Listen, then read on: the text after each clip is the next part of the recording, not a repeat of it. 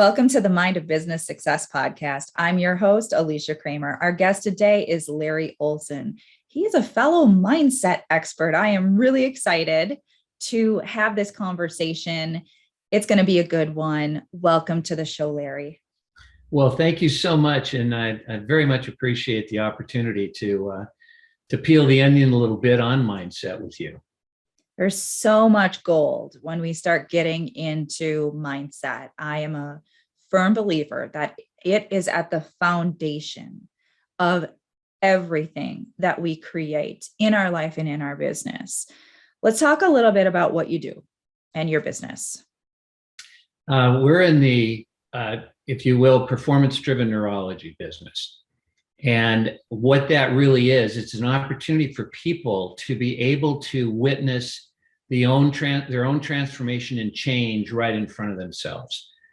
And since we are prone to having to have evidence before we believe things, even though a lot of us intellectually believe that if we believe first, we'll find the evidence. And I am a real adamant proponent of that with the science behind why that's true. But for the majority of people, they've got to see it before they believe it. I mean, they'd like to think otherwise. So what I've had the opportunity to do in my business is help organizations develop cultures that bring out the best in their people. And the premise is that leadership creates an environment where their people can be successful and thrive. And that's all they're supposed to be doing. And it's a real shift from most leadership, which is creating an environment where the leader can be successful. And I don't mean that from an egotistical or selfish perspective, but it's definitely a trained behavior that I did really good at what I was doing, and now they made me a leader of others. And that is a phenomenal transformation that needs to occur, because all we knew how to do is take care of ourselves and look out for ourselves. And now we're surrounding ourselves with other individuals, probably the most complex entity that any leader will ever deal with, and that's another human being. I think that movie that stated life is a box of chocolates, you never know what you're going to get. I think it was Forrest Gump. That can be what happens when people show up in front of us day to day, is who is here today. And we provide an education for organizations to help their people think about their own thinking and recognize that 99% of people think about what's ever on their mind, and less than 1% know how they think. And even though that's not a large percentage, it's easy to create a large percentage of people being able to move to knowing how they think, which you started out the program with, which is the foundation of everything. Powerful. Now, there are people who get this, and there are people who are maybe feeling a little confused. So if someone hasn't already done some of this type of work, and they don't really understand those distinctions that you're making, can you elaborate a little bit more on what are you talking about here when we're identifying how we think? When I'm getting ready to do something in my day, I have a conversation with myself. And a lot of people call that conversation self-talk, and it happens 24/7. In my education, it's called ROX talk, which is an acronym for ROX, which is what happens neurologically. Whenever we think about something, we record one experience. And that gets recorded dendritically. And rather than get into a bunch of science behind that, people have to understand that their thinking is all powerful. And it determines what it is we're going to experience during the day. A lot of people are aware of the sure enough principle, that if you expect a bad day, you're going to have a bad day, but very few of them understand the science behind why that happens.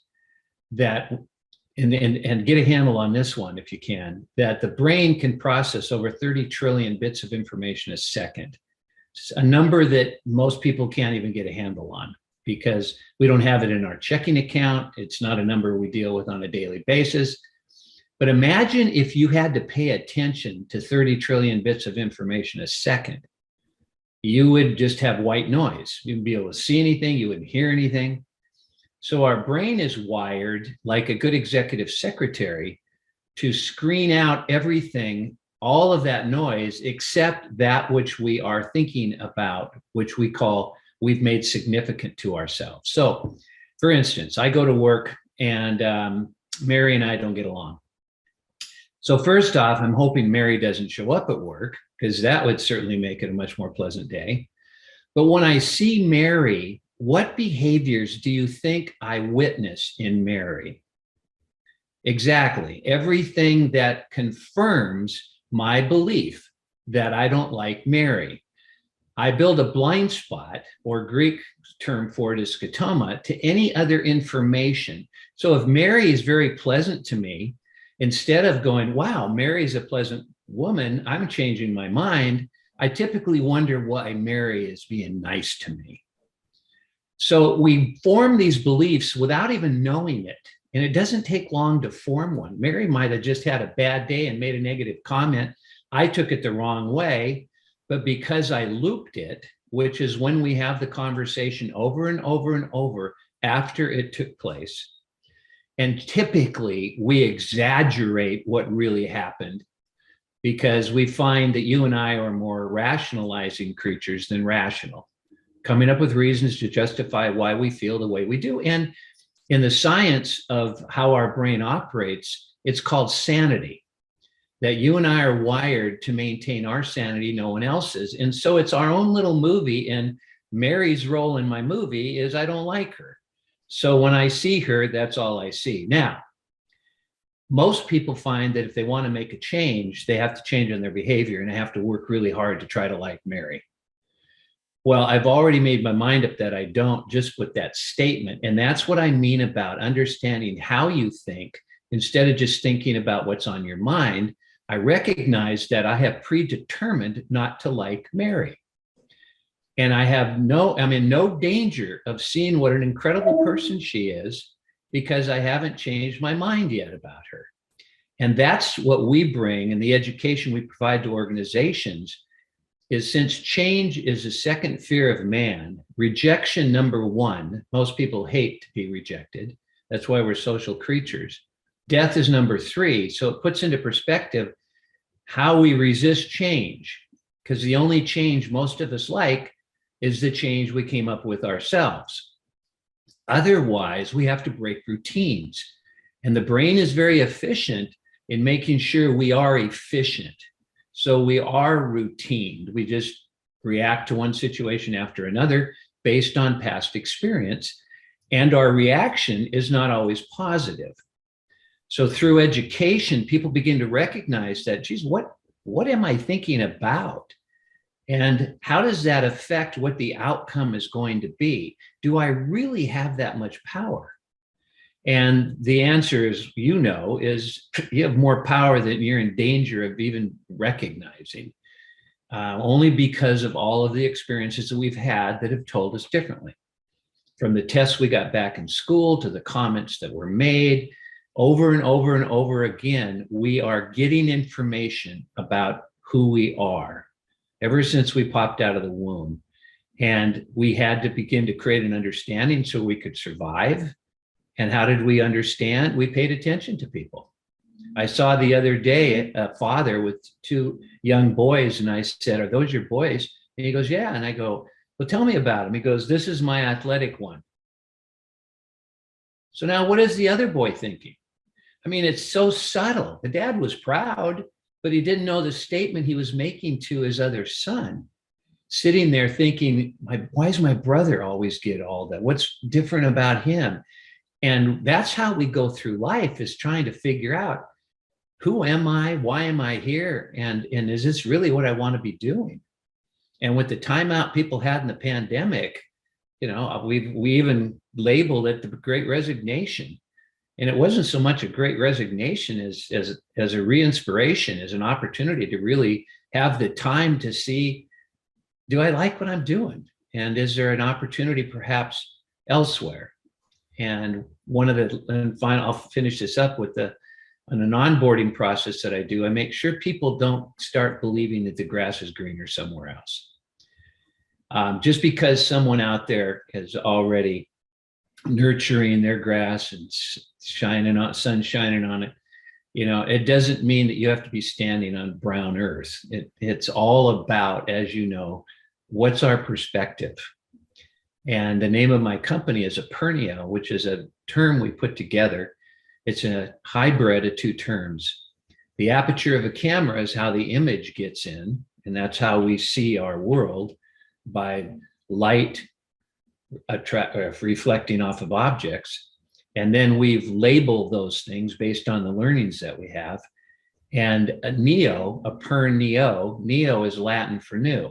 So Apernio is new perspective. It's getting to the point where you're able to look at the same differently, to be able to see your spouse and be able to recognize the amazing elements that this person brings to the party, as opposed to, hi, how was your day, and walking into another room. Again, we get caught back into routine. So that was a long answer to a great question. It was a great answer. So there are a lot of takeaways in that. And I love how eloquently you were able to explain how the mind works. No, it's funny. You said how you have to kind of, coach people on the grass isn't necessarily always greener over there. And, I heard something that has really resonated with me. And I oftentimes will remind my clients of this as well. No matter where you go, you're taking yourself with you. Yes. So, yes. Yes. No matter where you go, you always show up, right? Right. So make sure that great. you're taking who you want to take with you to wherever you're going. Absolutely. Yeah. And then it's Alicia, is that correct? Yes. There's such power in what you just stated, because so many people hear this, be the best version of you, and they don't know who the heck you is. And so they put on a behavior that's false, and it's not, and I mean false, it's not who they generally are or how they generally behave. I mean, dating is a great example of that. We all put our best forward in dating, and then it's interesting how when a person gets married, all of a sudden they realize, why didn't I see that before? And it's nothing wrong with the marriage. It's the fact that now you're ready to start building a relationship. Before you were just enchanted, and that makes songs more intense and colors brighter, and you're flooding your system with endorphins, so you're always in a state of adulation. And as you begin to get more involved in the relationship, you start to see it through a little different light. And unfortunately, most people get married before they have a conversation about, how do we want our marriage to be? What kind of listeners do we want to be? What kind of conversations do we want to have? And then if you're going to bring children on, do you have a vision for children? Because how often do we have different parenting styles? And then instead of recognizing we have different parenting styles, we start critiquing one another. And if you really, as a leader or spouse, want to tick somebody off, is criticize them, find fault with them. And I don't care whether it comes from love or what it comes from, it is not accepted very well by any of us. And, I started playing pickleball, and during one game, you change partners in some of these things called ladders. And this woman I never met started giving me instruction. And since it's a social club, and it's kind of like dating where you want to put your best foot forward, so I didn't want to tell her what I really felt about her advice. I simply asked myself, I said, did I pay her to coach me? I mean, have I asked for this advice? And if I didn't channeled and ask myself, how do you want to present yourself now that you're a little annoyed by what she said? And all she's going to experience from you is not this guy that's had this whole life of experiences. She's going to experience you tossing back some sarcastic remark. And that's what she's going to remember you by. And is that how you want to be remembered by? Because quite frankly, that's really all we leave anyone, whether it's our spouse, children. And when I mean leave, I mean on our way to work, we've left some memories. Did you say good morning before you left? Did you give someone a kiss and it wasn't a holiday? Did you, were you mindful? And mindful to me is a misunderstood term. And it's really totally, as you understand, Alicia, about being present. That's the only moment in time in the history of man any of us had any opportunity to do anything about anything is right now. And when we are so into our own head, talking to ourselves about what's going on, what should have been said, why they act like that, my toast is too brown, they know I don't like it, that whatever we're having the conversation about, or when someone's talking to us and we're planning our day at work and acting like we're listening, doing the bobblehead, we don't recognize that this is the moment in time. And these are the remembrances that we're creating. And we've got to be very conscious of that. And I think that's where the mindful turn comes in, is be present. Well, mindfulness is a really great segue to a question that I have for you about change. Okay. So we identify these patterns, these behaviors, this bias that I've formed about this person or this type of situation. Now, what do you do about it? Okay, that's a great question. Well, first thing, what you don't do is you don't try hard the next time. Because try implies doubt, doubt leads to hesitation, hesitation leads to failure. But it was good, you tried. It's almost an excuse because we're really not intentional to begin with. So let's take the Mary as an example that I don't look forward to Mary at work. Am I going to wait until Mary changes and becomes a wonderful person? In whose mind? Mary's mind or my mind? It would be my mind, wouldn't it? Well, we've already talked about the fact that when she is nice and is pleasant, I think it's manipulative. So by Mary changing, it doesn't change my mind. And it would take a long time for her to become the kind of person that would put me in a position to go, wow, Mary's really grown. She's quite pleasant. Because 9 times out of 10, what I dislike in Mary, I dislike in myself most. And that's why judgment is so punitive, not only to the other person, but to ourselves, because what we're really saying is, I have a fear about that intent inside. And so in order to protect myself, I will condemn it outside. And that's what judgment's all about. So to answer your question, and this takes an awful lot of education for people to be able to take this leap of faith, if you will, which I provide so it becomes natural for them to understand it, is do you really have time to wait for Mary to change her mind and then go through all the thoughts about, I hope she's not at work, and then trying to avoid her, and you see her in the hall, you go another direction, and and look at the toll it's taking out on you. And Mary has no idea that this is going on. She's thinking about her own life. Or do you take control, empower yourself, and ask yourself, how do I want to see Mary? How do I want to treat Mary? How do I want to be with Mary? And I'm telling you, when you first ask people that question, they have difficulty answering, because they have made their mind up so strongly, for heaven's sakes, about a stranger. You're giving them the power to push your buttons. If you could pick any person in the world to tell you how you're going to feel about yourself, would it be Mary? And most people go, she'd be the last person I would. And I go, well, what are you doing? How's that working for you? And when we recognize if it's to be, it's up to me, the definition of accountability, right? I've got to recognize this is my world. I'm looking out of my eyes. In fact, this is my movie.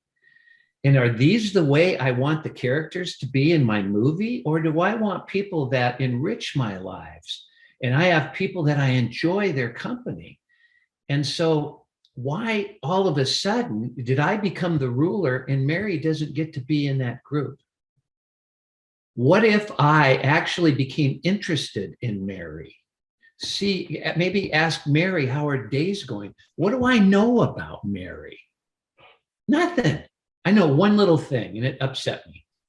And so transformation is being able to create a vision of how you want things to be. And we all have heard the term vision, but most people, Alicia, mistakenly try to understand it through goals. And they are as different as night and day. A goal is to have a dinner at your house on Saturday. And as you start to ask, who do we want to come over? Let's have the Johnsons come over. The Johnsons, they never listen. All they do is talk all night long.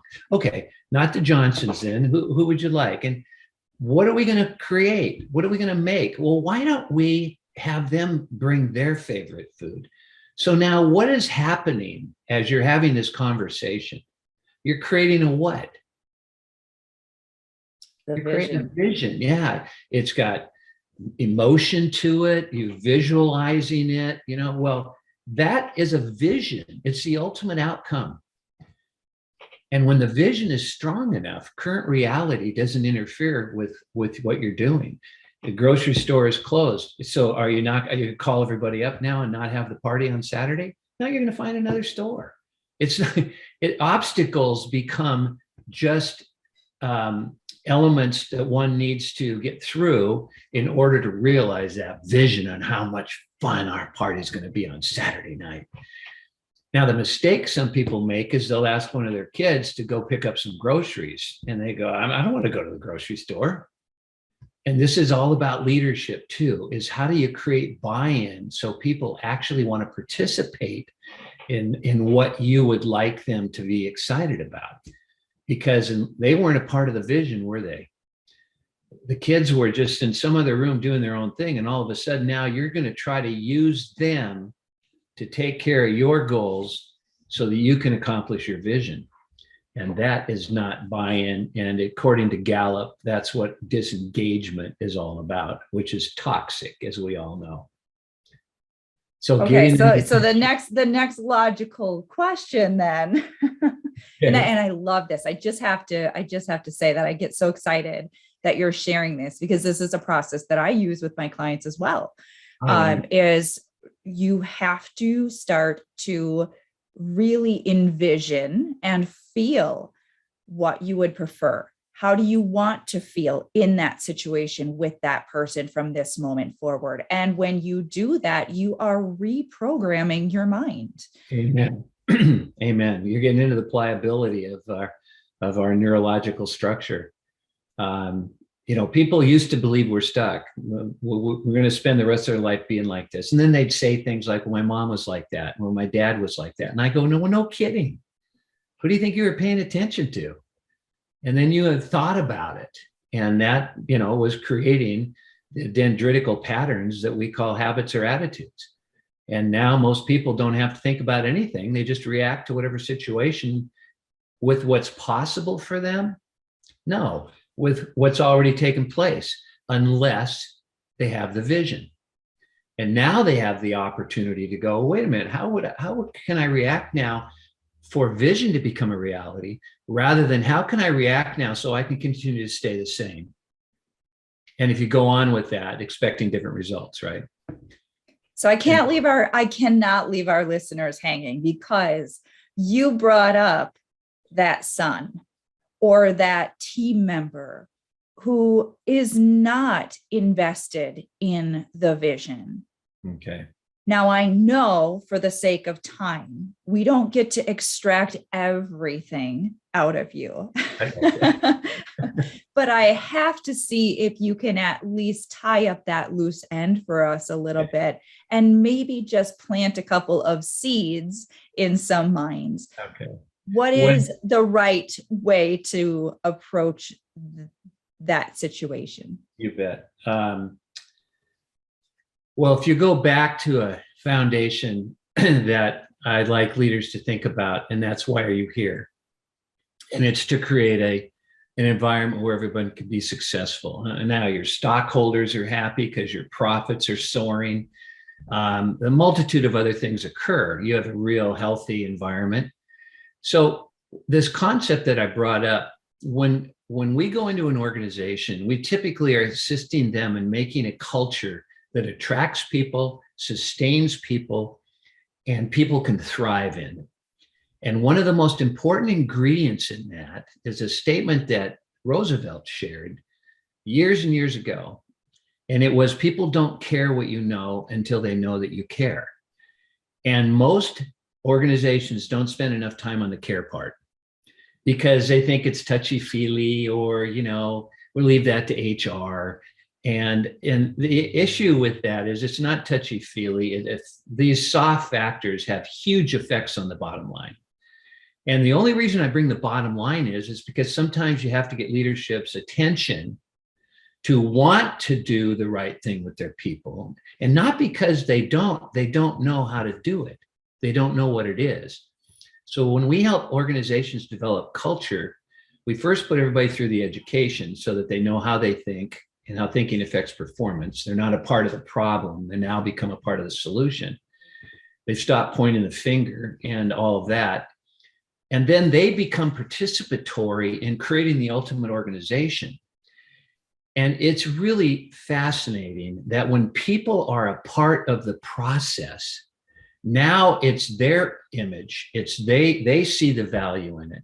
They fight for it, because this is the whole thing that leaders have to remember. I will fight for my beliefs and let you die for yours. And so when it's just the leader's belief and he hasn't, or she, got the participation in the ideas of, doesn't mean you have to act on all their ideas. They just need to be heard, genuinely listened to. And then when that occurs, now they feel a part of what it is we're trying to accomplish, instead of just a cog in the wheel. And that's why people keep leaving one job after another. It's not because they're a millennial. Let's stop labeling. I've had leaders go, how do you motivate one of those millennials? And my answer is always the same. Why don't you ask them what's important to them? Why don't you ask them how they'd like to participate? Why don't you ask them why they're here? And they just go, huh. And for you and I, Alicia, it's kind of like a no-brainer. But it's amazing how many people get so caught up in their own life that they can no longer really see and experience what other people are going on around them. And until you make that connection, until people know you care, you're never going to see the effects that could take place in your bottom line. You're going to continue to think you're great and having mediocre results.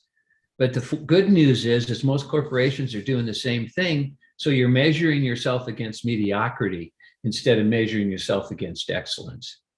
And so to answer your question is, ask them to participate in what the ultimate outcome is going to be. Alicia, do you see any value in us being able to do such and such? And then I need to listen to you. And when you answer me, you go, yes, I'm not done. I go, well, what do you mean by yes? Well, I can really see where our work could become more efficient. Well, what do you mean by that? Because I have got to help you now, help yourself understand the value in it for you to be connected to the outcome. Because until you're connected to the outcome, my job as a leader is just to keep working you until you continue to do what you're supposed to do. Great conversation. I knew it would be a great conversation. You ask wonderful questions. I tell you, this has really been an honor. I really feel blessed that you are doing this interview. Thank you. Well, that is so kind. Thank you, Larry. You bet. Now, there is one question that I want to make sure we squeeze in here, and it's a loaded question. Okay. Okay. So I gave you a little warning before we started recording the episode. Yep. And my listeners know it's coming. So I'd love for you to share with us one mindset obstacle that you personally had to overcome in order to get to where you are in your business. First I was going to talk about the pandemic disruption of business and income being cut by 85% in a month. And yet, when I really think about the question you've asked, the mindset I had to overcome is, am I worthy to be able to share this information? Am I living the life that I am prescribing and offering to other human beings? It's possible when we understand about our 100 billion neurons and how amazing we are and gifted as a human being. And that was a struggle. And then I started to realize that a lot of people fight that. They call it the imposter syndrome. And where people really believe, they say 85% of CEOs believe that if anybody knew what they're really like, they wouldn't be in that position. And so that information was very reassuring to me, but it didn't make the shift that was necessary. And in order for me to be as effective as I can be, or any of us, is we have first, that old adage, love thy neighbor like thyself, we find most people do, and that's the problem. One of the most difficult things to do is to love yourself, because we're so critical. We have such a high bar. If anybody talked to us like we talk to us, we wouldn't even hang around with that person. They certainly wouldn't be a friend. So I had to do a lot of internal work of learning how to be okay, not only with my strengths, but more importantly, with my imperfections, and not using that as the hood ornament on the car, not having that on, oh, look at that's interesting. Having it simply be recognized, and this was so important, is that it's not about me. It's about the people I come in contact with. And I may never get to the point where I ever feel worthy like I'd like to feel worthy. I have moments, I think we all do. We get just an unexpected compliment that we know is genuine and sincere. But I'm telling you, when I start to doubt, and doubt is probably the worst thing we can do, but we all do it, is I have to have this trigger of, why is it about you again, Larry? What are you looking for from others? Are you looking for accolades? Are you looking for attaboys? Are you looking for affirmation? Are you looking like, you're doing really good, keep it up? Or are you interested in them? And that has become a real change agent for me, is what can I do for? And it shifts the focus on, are you worthy? Did you dress as well as you could have? Is everything okay? You're getting older now, or you're getting overweight now, or you're getting underweight now, or you're not old enough now, or whatever these images come into our mind. They're not helpful, because we'll spend more time trying to overcome the obstacles than we will live in the vision. I just have to say that I absolutely love that you shared that. Oh, thank you. It's very important for us to remember we're human. Mm-hmm.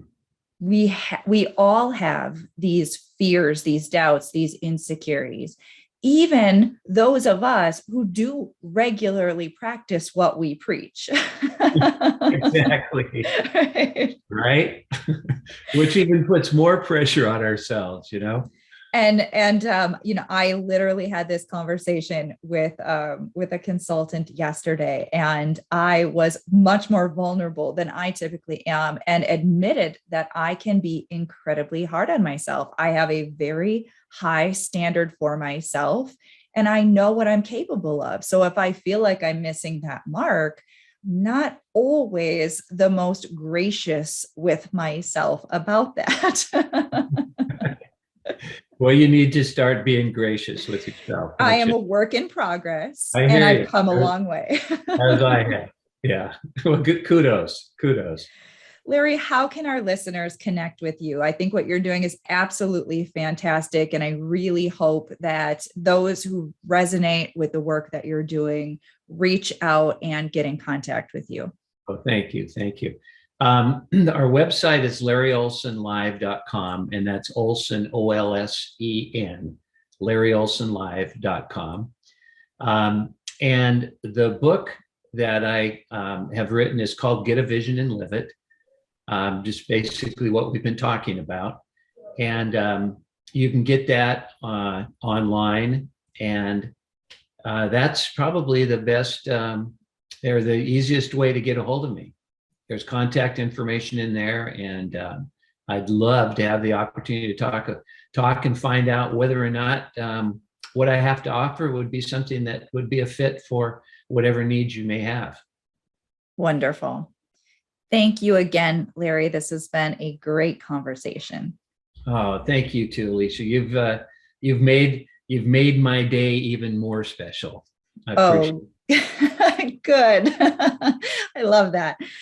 And of course, I've got to thank all of our listeners. We're doing this for you. If you have not already subscribed, please make sure you do so. And until next time, we will see you in the next episode.